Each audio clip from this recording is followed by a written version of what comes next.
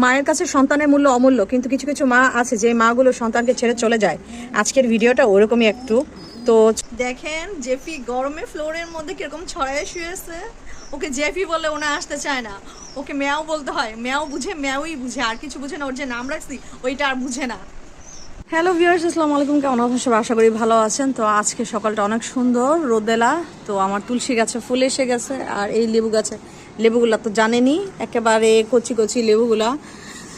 এই সময় খুব দ্রুতই লেবুটা হয়েছে, বৃষ্টি ছাড়াই এইটুক লেবু, কারণ অনেক লেবু ঝরে গেছে বৃষ্টির জন্য।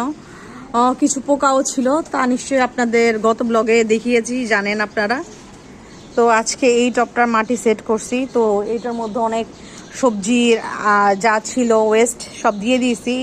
তো এইটাতে আর কোনো সার লাগবে না, এটা এভাবেই হবে। তো আজকে আমার পায়রাগুলোর জন্য রিং কিনে আনা হয়েছে। এগুলো দেখানো খুবই দরকার ছিল, কারণ জোড়া বোঝার জন্য অনেকে বুঝে না যে কোনটার সাথে কোনটা জোড়া নিছে। তখন এই ধরনের জোড়া রিংগুলো পরাইতে হয়, তাহলে বোঝা যায় যে কে হাজব্যান্ড আর কে ওয়াইফ, মানে নর্মালি চেনার একটা উপায় আর কি বললাম। তো এগুলো অবশ্য একজন পরানো যায় না, দুইজন পরাইতে হয়। তো এগুলো এখানে রেখে দিচ্ছি। জেফি, তুমি কি খুঁজতেছো? খাবার খুঁজতেছো? আমরা খাবো একটু পরে, সব টেবিলে খাবার রয়ে গেছে। এই যে গরম ভাত, গরম ভাতের সাথে পাবদা মাছের ঝোল করছি, এই যে ডাল করছি, আর এই যে লাল শাকগুলো। এইটা খুব একটা লাল ছিল না, এই জন্য এরকম কালার এসে গেছে আর কি। তো যে কথাটা বলতেছিলাম আর কি, দেখেন এই বাচ্চাগুলো আর একটু ছোট ছিল, এগুলাকে হ্যান্ড ফিডিং করায় করায় এই পর্যন্ত আনছি আর কি। এই বাচ্চা দুইটা রেখে তাদের মা চলে গেছে, তাদের আর খাওয়াচ্ছে না। তো এই অবস্থায় কবুতর কিন্তু এই বাচ্চা দুইটা মরে যাওয়ার কথা, কিন্তু দেখেন এখন মাশাআল্লাহ অনেক বড় হয়েছে। কিন্তু একদিন কি 2 দিনের বাচ্চা রেখে চলে গেছিলো, এখন তাও তো লোমগুলো উঠে গেছে। তো খুব খারাপ অবস্থায় ছিল। তো কিভাবে করে একটু একটু করে হ্যান্ড ফিডিং করাইছি পাইপের সাহায্যে। তো আমি কাছে আসলেই দেখেন ওরা কি করে, শুধু খাইতে চায়।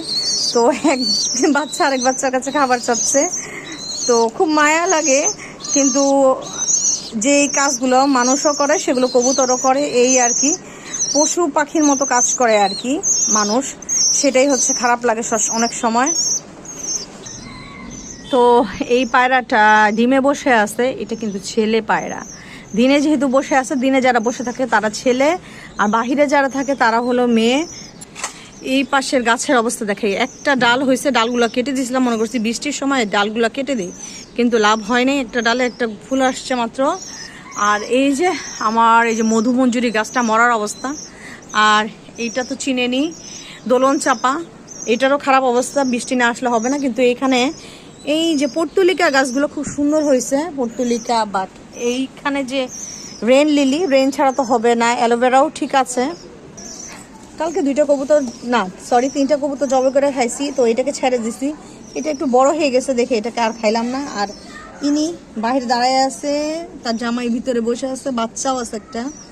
তো এরা এখন দুপুরবেলা এরা কি করে, এরা একটু ঝুমায়, এটা একটু ঘুম ঘুম ভাব থাকে এদের চোখে।